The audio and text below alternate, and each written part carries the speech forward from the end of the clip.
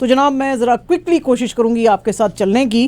तो मैं सोचती हूँ कि शायद ये खबरें जो हैं आपके साथ हम अनदर 20 मिनट्स में पूरी कर सकते हैं। जगमीत सिंह साहब जो हैं जी हाउस ऑफ कॉमन्स में, आपको पता ही है कि लोग अब वापस आ गए हैं, तो वो चाहते हैं कि लिबरल गवर्नमेंट जो है डिबेट करे इस चीज़ के ऊपर, ये जो प्राइवेटाइजेशन ऑफ हेल्थ केयर हो रहा है। क्योंकि आपको पता ही है कि ऑन्टेरियो की PC government, not really the federal government, Ontario की पीसी गवर्नमेंट ने कहा है कि हम ये जो हैं इनको प्राइवेट फैसिलिटीज़ में बहुत सारी सर्जरीज जो हैं जो कि बहुत अरसे से रुकी हुई हैं उसमें शिफ्ट करने की कोशिश करेंगे, क्योंकि पेंडेमिक ने मामलात को बड़ा ख़राब किया है। जगमीत सिंह साहब का जो जस्टिन ट्रूडो साहब के साथ जो हेल्थ के ऊपर चीज़ें हैं उसके ऊपर उन्होंने यही कहा था कि अगर आप हेल्थ केयर को आगे लेके जाएंगे, specially dental care and all दोस्त, तो हम आपके साथ खड़े रहेंगे। इसी मुद्दे को ये आगे लेकर आप जाना चाहते हैं। वो कहते हैं कि मुझे पता है कि हेल्थ केयर सिस्टम ऑलरेडी बहुत ज़्यादा अंडर स्टाफ्ड है, लेकिन कुछ जो प्रोविंसेस हैं वो ये कह रहे हैं कि हम पोच करेंगे doctors and nurses from other hospitals and provinces. तो ये तरीकाकार ठीक नहीं है, इसके ऊपर हमें एक डिबेट करने की ज़रूरत है। और अल्बर्टा और सस्कैचुअन जो हैं वो तो ऑलरेडी ये जो सिमिलर मूव्स जो ऑन्टेरियो की पीसी गवर्नमेंट ने की है उसके ऊपर वो देख रहे हैं। तो इसके लिए जो है जगमीत सिंह साहब ने कहा कि इसके ऊपर हमारा बड़ा कंसर्न है। आज जो पियर्सन एयरपोर्ट की तरफ लोग जा रहे थे उनको काफ़ी मुश्किलात का सामना हुआ, क्योंकि वहाँ पे एक जो हाईवे 427 के ऊपर ट्रक था वो उलट गया और उसकी वजह से डीजल वगैरह काफ़ी वहाँ पे स्पिल कर गया। तो पियर्सन एयरपोर्ट का जो टर्मिनल 1 और 3 था वो रिस्ट्रिक्ट करना पड़ा। मिनिस्ट्री ऑफ ट्रांसपोर्ट ने कहा जी कि क्लोजर्स काफ़ी घंटे तक रह सकते हैं, क्योंकि आपको पता ही है कि वो ना सिर्फ ये कि इतने बड़े ट्रक को रास्ते से हटाना, बल्कि ऑयल स्पिल सारे को साफ करना उसमें काफ़ी टाइम लग जाता है। लेकिन अफसोस की इसमें बात यह है कि जब वो ट्रक गिरा तो उसमें कुछ लोगों को इंजरीज आई। हालांकि कहा जा रहा है कि ओपीपी ने कहा है कि माइनर इंजरीज हैं, लेकिन फिर भी इंजरीज हैं। और सुबह के वक्त यही मिनिस्ट्री ऑफ ट्रांसपोर्टेशन ने कहा था कि आप ऑल्टरनेटिव रूट्स जो हैं वो यूज़ करें। लेकिन अब ऑल्टरनेटिव और रूट क्या था मुझे तो समझ नहीं आई उसकी, क्योंकि जाने का टर्मिनल 1 और 3 को तो अब एक ही रास्ता है। तो वहाँ से आप उसी 401 से आप जब आ रहे हैं तो 409 से तो वाई काउंट का एक एग्जिट आता है। ओके तो वहाँ से आप निकल के एयरपोर्ट रोड पे आ जाते हैं। तो एयरपोर्ट रोड पे आप जैसे ही लेफ्ट मुड़ेंगे तो आपको सामने दो टर्मिनल्स का साइन नजर आएगा। ठीक है, ओके ऐसे है। अच्छा जी, टोरंटो ने आज आपको बताया फिर से बेतहाशा सर्दी हो गई है, तो अपने वार्मिंग सेंटर्स खोल दिए हैं और जितने भी लोग होमलेस हैं या कि वल्नरेबल इंडिविजुअल्स हैं वो कह रहे हैं कि आज टेम्परेचर्स जो हैं वो -11 होंगे वैसे, लेकिन फील्स लाइक -17 होएगा, जो कि होमलेस लोगों के लिए बहुत ज़्यादा सीवियर हो सकता है। तो इसलिए उन्होंने कहा है जी कि ये आप सारा दिन हमारे ये वार्मिंग सेंटर्स खुले रहेंगे। इसके अलावा और नए 3 वार्मिंग सेंटर्स जो हैं टोरंटो ने खोले हैं ताकि ज़्यादा से ज़्यादा लोगों को देखा जा सके। डॉक्टर एलीन डिविला जो कि सिटी की मेडिकल ऑफिसर ऑफ हेल्थ है वो कह रही हैं जी कि आप इन सेंटर्स में आएँ, यहाँ पे रेस्ट करें, स्नैक्स लें, वॉशरूम में जाना है उसकी फैसिलिटीज़ हैं, तो यहाँ पे आके आप अपने आप को सर्दी से बचाएं। KPMG ने एक सर्वे किया है जी और ये ब्लैक लोगों के ऊपर ज़्यादा था। ब्लैक जो कम्युनिटी थी उसने कहा है कि हमें लग रहा है कि अब बहुत सारे जो एम्प्लॉयर्स हैं डाइवर्सिटी, इक्वालिटी, इंक्लूजन की तरफ जा रहे हैं, लेकिन हमें लगता है कि चूँकि चीज़ें बहुत ज़्यादा सख्त होती जा रही हैं इकोनॉमिक मेल्टडाउन के होते हुए, तो ये सब चीज़ें जो हैं ये बैक बर्नर पे चली जाएंगी और रिसेशन जो है वो सामने आ जाएगा। और रिसेशन के होते हुए ना तो फिर इक्वालिटी रहेगी, ना हमारी तनख्वाहें बढ़ेंगी, ना हमें प्रमोशंस दी जाएंगी। तो ये जो है हमारे लिए बड़ा ज़्यादा जो है चैलेंज है। तो इसके ऊपर आज बड़े कंसर्न्स आए हैं कि ऑलरेडी बड़ा काम किया जा रहा था। वैसे भी अब जो है हम ब्लैक हिस्ट्री मंथ मना रहे हैं और काफ़ी इनको जो है इनकी कॉन्ट्रीब्यूशंस को सलाम पेश किया जा रहा है, लेकिन अब वो कह रहे हैं जी कि ये रिसेशन चूँकि वो तो कहते हैं आ रहा है, हम कहते हैं आ चुका है, तो वो कहते हैं जी काफ़ी इसमें ब्लैक कम्युनिटी सफ़र करेगी। वॉशिंगटन पोस्ट की आज एक की रिपोर्ट है जी, और वॉशिंगटन पोस्ट की इस रिपोर्ट के मुताबिक जो क्रोएशिया के प्रेसिडेंट हैं उन्होंने आज बड़ा बुरा मनाया है और उन्होंने कहा है कि वेस्ट जो है कॉन्स्टेंटली वेपन्स देता ही चला जा रहा है यूक्रेन को, जिसकी के वजह से बहुत ज़्यादा तेजी आ रही है यूक्रेन और रशिया की जो वॉर है उसके अंदर। क्रोएशियन प्रेसिडेंट जोरन मिलोजोविच ने कहा है कि हमको ये वेपन्स जो वेस्ट दे रहा है इनको रोकना चाहिए। इसके अलावा उन्होंने फिनलैंड और स्वीडन के बारे में भी कहा है कि इनको भी नेटो में एडमिशन जो है वो नहीं देना चाहिए, इसकी वजह से खतरे बढ़ेंगे, रशिया जो है अपनी वॉर को और इंटेंसीफाई करेगा। उन्होंने आज बड़ा मजाक उड़ाते हुए कहा कि वेस्ट बार बार ये कह रहा है कि हम टैंक देंगे, चीज़ें देंगे तो यूक्रेन अपनी वॉर जो है वो कंटिन्यू रखे। कैसे आप रशिया को एक ट्रेडिशनल वॉर में हरा सकते हैं? एक न्यूक्लियर पावर है, उसको आप हरा ही नहीं सकते हैं। तो आपका इंटेंशन क्या था? पहले दिन से आपका इंटेंशन यही था कि वॉर कंटिन्यू रहे। अगर आपका ये इंटेंशन है तो मैं इसके बड़े खिलाफ बोलता हूं, इसलिए कि 1 साल हो गया है और कॉन्स्टेंटली आप जो है वेपन्स दे रहे हैं यूक्रेन को और वॉर के अंदर बढ़ावा आता जा रहा है। तो यूएस का तो कुछ नहीं बिगड़ रहा। यूएस की तो इतनी बड़ी इकोनॉमी है, बिगड़ किसका रहा है? यूरोप का बिगड़ रहा है। और यूरोप के ऊपर जोर दिया जा रहा है कि टैंक दें। यूएस तो अपने कोई ना टैंक्स दे रहा है ना कोई और चीज दे रहा है। जर्मनी को बोल रहे हैं आप टैंक्स दें और अपने बाकी यूरोपियन यूनियन को कि आप वेपन्स दें। तो ये जो हमारी स्ट्रैटेजी है ये बिल्कुल गलत है, ये ठीक नहीं है। लेकिन इन्होंने आज बड़ा ये चैलेंज दिखाया है, क्योंकि आपको पता ही है कि जो यूरोपियन यूनियन है इनको बड़ी एड दे रही है। इनका जो मुल्क है उसकी भी हालत क्रोएशिया की काफ़ी ख़राब है। बहरहाल जी इन्होंने आज बड़ा बयान दिया है। टर्किश प्रेसिडेंट जो तैयब अर्दोगान है उन्होंने आज फिर से कहा है एक दफ़ा, उन्होंने कहा जी कि बिल्कुल नेटो के अंदर हम एक्सेप्टेंस जो है वो देते हैं फिनलैंड को, स्वीडन को बिल्कुल नहीं देंगे हम। क्योंकि अभी रिसेंटली आपको पता ही है स्टॉकहोम के अंदर एक फार राइट जो पॉलिटिशियन था उसने ना सिर्फ ये कि कुरान को जलाया था, बल्कि जो टर्की है वो बहुत अरसे से स्वीडन को कह रहा है कि ये आपके पास जितने भी ये लोग हैं कर्डिश वर्कर्स पार्टी के, जिन्होंने 2016 में एक कू का भी अटेम्प्ट किया था, और 120 अलेज सस्पेक्ट्स जो आपके पास हैं इनके, वो सारे के सारे हमको वापस करो। स्वीडन जो है वो बिल्कुल दे नहीं रहा है। स्वीडन कह रहा है कि वो बिल्कुल शांति तरीके से हमारे मुल्क में रह रहे हैं और वो जो भी कोई निकालते हैं, मोर्चे भी निकालते हैं, बल्कि शांति तरीके से निकालते हैं। तो इसलिए हम एक डेमोक्रेटिक कंट्री होते हुए आपको इन लोगों को नहीं दे सकते। तो आज तैयब अर्दोगान साहब ने कहा है कि बिल्कुल ठीक है, फिनलैंड को हम कहते हैं कि आप इसको नेटो की जो है वो मेंबरशिप दें, स्वीडन के लिए हम नहीं खड़े होंगे। आपको पता ही हमने ये बात कई बार की है कि नेटो का ये रूल है कि जब तक तमाम कंट्रीज जो नेटो के मेंबर्स हैं वो एग्री नहीं करते हैं किसी नेशन का मेंबरशिप जो है नेटो के अंदर, उस वक्त तक उसका मेंबरशिप नहीं मिल सकता उसको। तो वो कह रहे हैं स्वीडन के लिए हम हाँ बिल्कुल नहीं कहेंगे। आज एक बयान दिया है, एक डॉक्यूमेंट्री आ रही है बोरिस जॉनसन साहब के ऊपर, जिसमें के अंदर उन्होंने कहा है जी कि पुतिन साहब ने जब ये वॉर शुरू होने वाली थी यूक्रेन की, तो उन्होंने मुझे बड़ा थ्रेटन किया था कि हम मिसाइल से अटैक कर सकते हैं। जाहिर है कि क्रेमलिन ने इसको जो है वो डिक्लाइन किया। हुआ क्या है, इनकी जो डॉक्यूमेंट्री में बातचीत ये जो कर रहे हैं बीबीसी के में, उसमें वो ये कह रहे हैं जी कि जिस वक्त वॉर ये शुरू होने वाली थी तो इन्होंने मेरे से पूछा, पुतिन साहब ने जो बड़ी लंबी मेरे से एक जो फ़ोन कॉल की थी फरवरी 2022 में, और उसमें उन्होंने कहा था कि आपको लग रहा है कि यूक्रेन की और हमारी रशिया की वॉर जो है वो लग सकती है। तो मैंने कहा था कि मुझे लग नहीं रहा कि ऐसा होने वाला है। तो इस पे उन्होंने कहा था कि जी मैं जो है ये अच्छा नहीं समझ रहा कि नेटो और यूएस अपना जो है वो फुटप्रिंट इस एरिया में बढ़ा रहा है, क्योंकि ये तो मिसाइल्स जो हैं उनको मॉस्को के मुंह पे लाके खड़ा कर देंगे। इसको जो क्रेमलिन के स्पोक्सपर्सन दिमित्री पेस्कोव है वो कहते हैं जी कि इसको मिसरीड किया इस बात को बोरिस जॉनसन साहब ने। बोरिस जॉनसन साहब कह रहे हैं जी कि उसने मुझे थ्रेट दिया कि मैं तुम्हारे ऊपर मिसाइल से अटैक करूंगा। वो इनके ऊपर मिसाइल से अटैक नहीं था, वो अपने मुल्क के बारे में बात कर रहे थे कि वो कह रहे थे कि हमारे ऊपर मिसाइल से अटैक हो सकेगा फिर अगर यूएस जो है वो यूक्रेन तक पहुंच गया और उसने उसकी हेल्प की। तो ये मिसअंडरस्टैंडिंग है जो इनको बात नहीं समझ आई, और इट इज़ वेरी अनफॉर्चुनेट अगर उनको बात जो है वो पुतिन साहब की समझ में नहीं आई तो उसके बारे में हम कुछ नहीं कर सकते। न्यूयॉर्क टाइम्स की एक रिपोर्ट है जी जो कल आई थी और उसने काफ़ी तहलका मचाया हुआ है। आपको पता ही है कि ईरान की जो न्यूक्लियर फैसिलिटी है एक, उसके ऊपर कुछ ड्रोन अटैक्स हुए हैं। तो इसके ऊपर न्यूयॉर्क टाइम्स ने आज बड़ी जो है वो, अब ये न्यूक्लियर फैसिलिटी है कि ये मिलिट्री फैसिलिटी है, बहरहाल बड़ी इंपॉर्टेंट फैसिलिटी है। उसकी वजह ये है कि यहाँ पे ईरान का, ये इस्फहान का एरिया है, इस्फहान प्रोविंस में ये उन्होंने अटैक्स किए हैं। यहाँ पे मिसाइल प्रोडक्शन होती है, रिसर्च होती है, डेवलपमेंट होती है, और यहाँ पे जो ईरान के बड़े ज़बरदस्त शहाब मीडियम साइज मिसाइल्स हैं जिनकी के रेंज इतनी है कि वो इजराइल तक को जाके अटैक कर सकते हैं, वो यहाँ पे बनते हैं।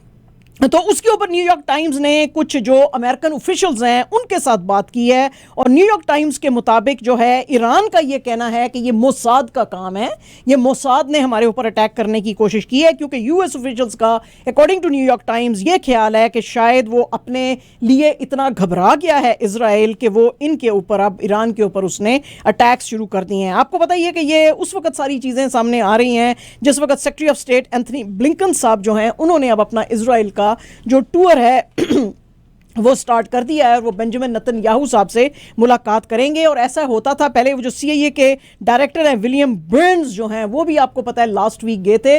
विलियम बर्न्स से जब पूछा है न्यूयॉर्क टाइम्स ने कि आपके साथ कोई इस तरह की बात की है इसराइल ने, क्योंकि इसराइल बहुत क्लोज एलाय है US का, तो अक्सर कोई इस तरह के अटैक्स रीजन में करने लगता है तो वो US को ज़रूर बताता है। तो उनसे पूछा गया कि आपकी इस तरह की कोई डिस्कशन हुई है इसराइल के साथ, तो उन्होंने कहा जी मेरी तो कोई डिस्कशन नहीं हुई।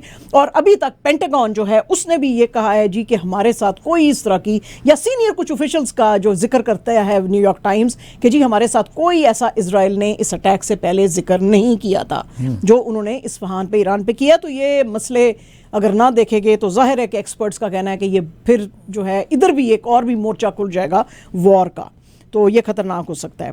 रॉयटर्स की अगेन एक आज बहुत ज़्यादा चौंका देने वाली खबर है। रॉयटर्स की इस खबर के मुताबिक जनरल माइक मिलीहैन जो हैं, उन्होंने कहा है जी कि चाइना के जो मामला ताइवान के ऊपर हैं, उस सिलसिले में US और चाइना के बीच में लड़ाई हो सकती है। Mike McCaul, new chairman of foreign affairs committee जो हैं US हाउस ऑफ रिप्रेजेंटेटिव्स, उनका कहना है जी कि US और ताइवान जो हैं वहाँ पे प्रेसिडेंशियल इलेक्शंस 2024 में होने वाले हैं और इसका फ़ायदा उठाते हुए शायद चाइना कोई मिलिट्री एक्शन ताइवान पे ले सकता है।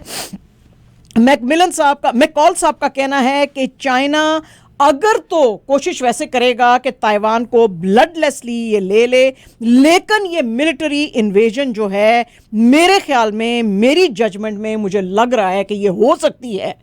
तो मैं ये जो है, हमें इसलिए अमेरिका को प्रिपेयर रहना चाहिए। उन्होंने एक्यूज़ किया है बाइडन एडमिनिस्ट्रेशन को भी बड़ा कि जिस तरह से इन्होंने अपनी वीकनेस दिखाई ये अफगानिस्तान से निकले हैं, उसका फ़ायदा चाइना जो है वो उठा सकता है। ये बातें उन्होंने उस वक्त कही हैं जब ये जो है माइक मैकॉल जो हैं chairman of foreign affairs committee, उनसे पहले जनरल माइक मिलीहैन ने भी इसी तरह के जो हैं वो खतरे का जिक्र किया था और उन्होंने एक मेमो भेजा था कोई 110,000 मेंबर्स को, और उन्होंने कहा था कि मेरा गट ये कहता है, और मैं कहता हूं कि मेरा गट शायद गलत कहे, लेकिन मुझे लगता है कि शायद अमेरिका और चाइना के बीच में लड़ाई ताइवान के मसले पे हो सकती है। सही। तो ये जो है 2 साल में उन्होंने कहा था हो सकती है, विच इज़ 2024। अब ये तो शुरू हुआ है अभी साल एंड देन, तो इसमें भी आज काफ़ी मामलात जो हैं वो खराबी की तरफ नजर आ रहे हैं।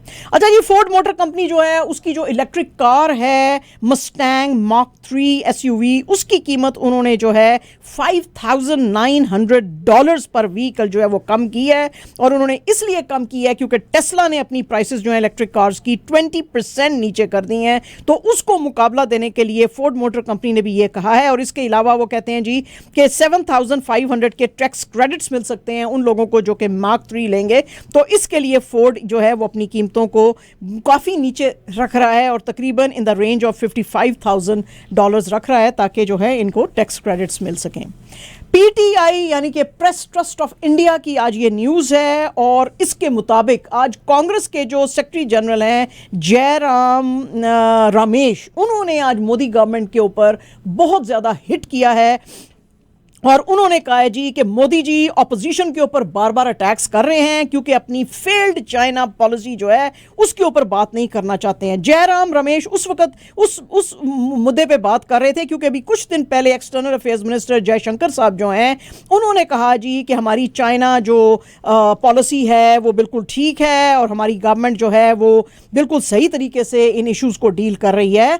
आज बड़ा मजाक उड़ाते हुए जयराम रमेश ने कहा कि इंडिया की और मोदी जी की पॉलिसी जो चाइना के साथ है वो DDLJ है। और अगर आपको पता हो DDLJ क्या है, DDLJ शाहरुख खान और काजोल की फिल्म थी दिल वाले दुल्हनिया ले जाएंगे। तो उन्होंने कहा जी कि मोदी जी की गवर्नमेंट भी DDLJ वाली उनकी पॉलिसी है, deny, distract, lie and then justify.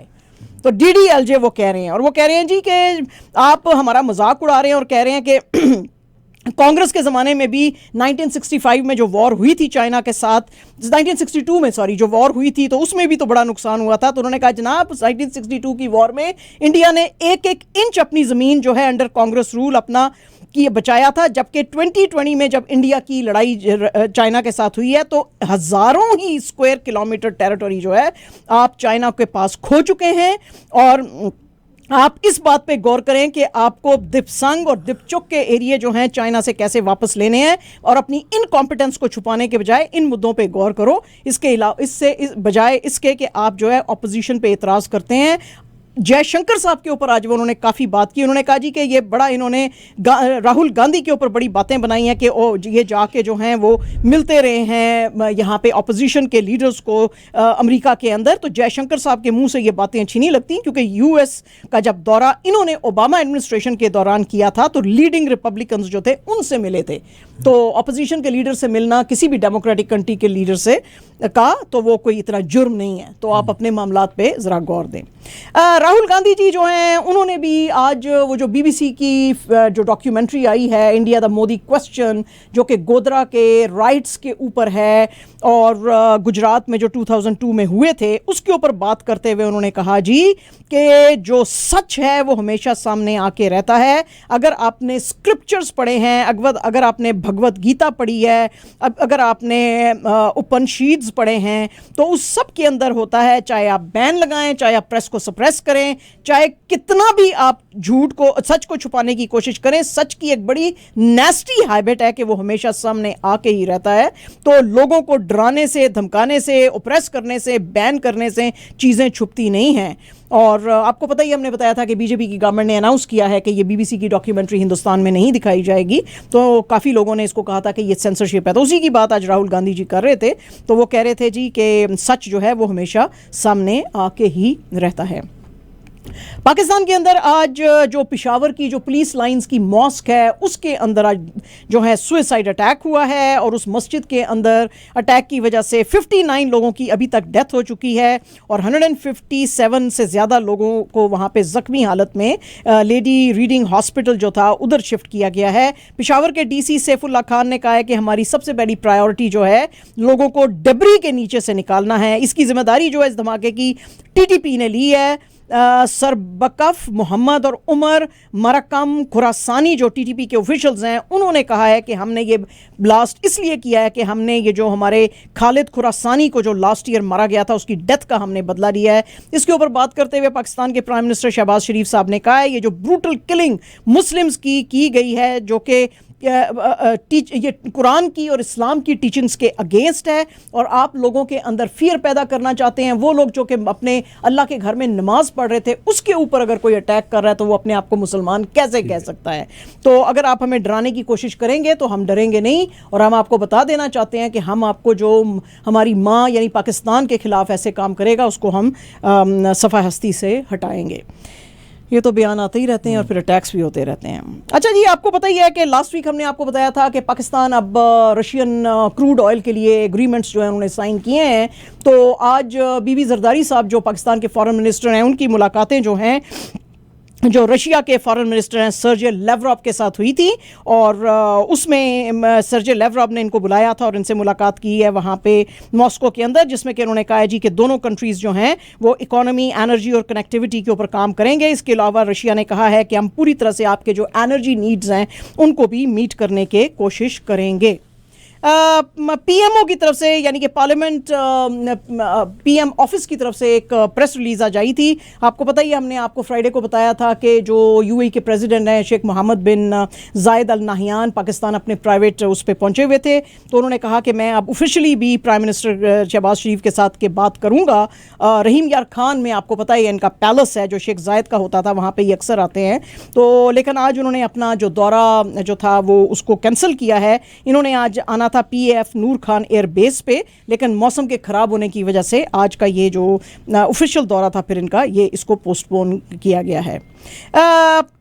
ये तो आपको बात आप बता ही चुके हैं। करामतुल्लाह गौरी साहब के जरदारी साहब ने 10 बिलियन रुपीज़ का एक डेफेमेशन नोटिस भेजा है इमरान खान साहब को, और जरदारी साहब की बातें सुन के आज मुझे वैसे काफ़ी हंसी आई, क्योंकि उन्होंने कहा जी आपने मुझे बहुत ज़्यादा डिफेम करने की कोशिश की है। पाया ना, आपको किसी ने क्या डिफेम करना है, आपकी तो जो माशाल्लाह पॉपुलैरिटी है वो है ही। तो बहरहाल जी उन्होंने कहा कि ये अनकंडीशनली टीवी के ऊपर आके या सोशल मीडिया पे आके इमरान खान साहब मेरे से माफ़ी मांगे, वरना लीगल जो है प्रोसीडिंग्स इनके खिलाफ की जाएंगी।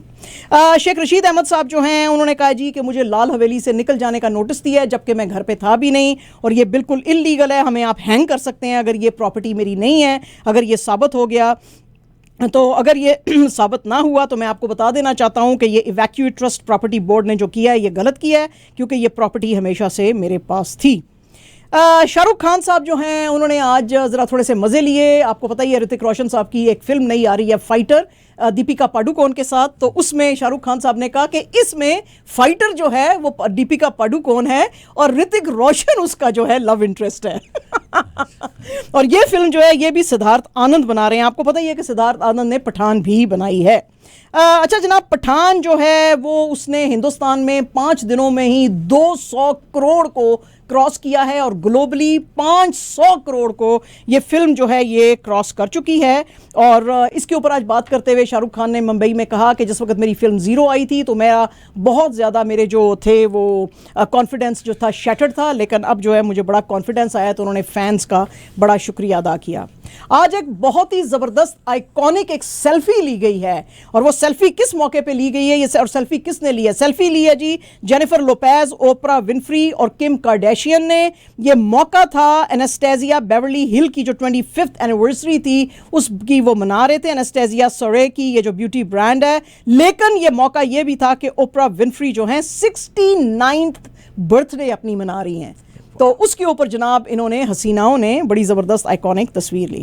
एंड जनाब Avatar the way of water still for the 7th week remains on box office number 1। इसने और भी वीकेंड के ऊपर $15.7 मिलियन और कमाए और ग्लोबली अभी तक $2.1 बिलियन जो है ये मूवी कमा चुकी है। और इससे पहले भी जितनी फिल्मों ने बॉक्स ऑफिस पे धमाके मचाए थे और इतने टॉप रही थी अभी तक, वो सारी जो हैं जेम्स कैमरून की मूवी हैं। एवाटार 1, एवाटार 2 और उसके बाद जो है वो फिर आई थी एक टाइटैनिक, अगर आपको याद हो। तो ये सारी जो बड़ी 3 फिल्में हैं ये उनकी की हैं जेम्स कैमरून की। और जनाब नोवैक जोकोविच साहब जो हैं वो 10th ऑस्ट्रेलियन ओपन टाइटल जो हैं वो जीते हैं। उन्होंने हराया ग्रीक ट्रेल ब्लेजर स्टेफानोस टिसिपियास को। तो बड़ा इन्होंने जो है फिर इन्होंने भी हिस्ट्री क्रिएट की। और शाहिद अफरीदी साहब आप बड़े गुस्से में हैं आज। वो कह रहे हैं मुझे समझ नहीं आ रही कि मिकी आर्थर साहब को अगर आप ला रहे हैं तो सही तरीके से लाएं। ये ऑनलाइन कोचिंग क्या होती है, ऑनलाइन कोचिंग क्या होती है उसके बारे में समझ नहीं आई। और जनाब आकिब जावेद साहब ने आज कहा है कि जो 2023 का इस साल जो ODI वर्ल्ड कप होने वाला है उसमें पाकिस्तान हिंदुस्तान में जा सकता है और हिंदुस्तान को टफ टाइम दे सकता है। जस्ट बिकॉज न्यूजीलैंड के खिलाफ इंडिया ने 300 रन बनाए हैं डजंट मैटर कि पाकिस्तान डजंट मीन कि पाकिस्तान के बॉलर्स के अगेंस्ट भी वो बना सकेंगे। तो पाकिस्तान उनको टफ फाइट देगा। एंड जनाब our last news absolutely Pakistan जो है अभी खेल रहा है as we speak West Asia Cup की जो चैंपियनशिप है श्रीलंका के अगेंस्ट इन सेमीफाइनल्स। इससे पहले जो है उन्होंने बांग्लादेश को भी और अफगानिस्तान दोनों को हराया था और इस वक्त पैलेस्टाइन जो है वो भी बांग्लादेश के साथ खेल रहा है। ये थी हमारे आज की खबरें। बहुत बहुत शुक्रिया।